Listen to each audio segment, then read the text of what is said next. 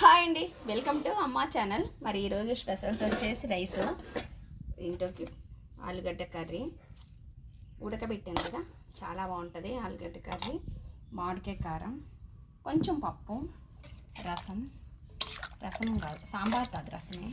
నేను రసంలోకి అన్నీ ముక్కలు వేస్తాను.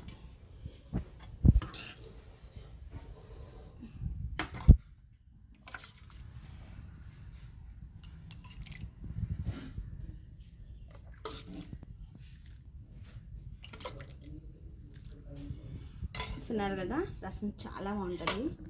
వేడివేడిగా పప్పు వేసుకొని తింటే చాలా టేస్టీగా ఉంటుంది.